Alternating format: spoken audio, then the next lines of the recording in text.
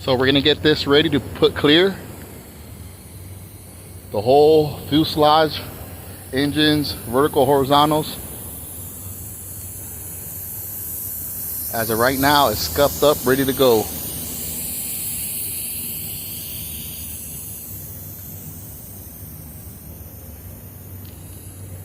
I'm not working with the big rigs no more. I'm back at the airport. This is where I started. This is where I learned most of my painting from aviation. My opinion, I like doing these better. Airplanes, aircrafts is like my real true passion. That truck stuff is cool, but it was the same stuff over and over. Kind of boring.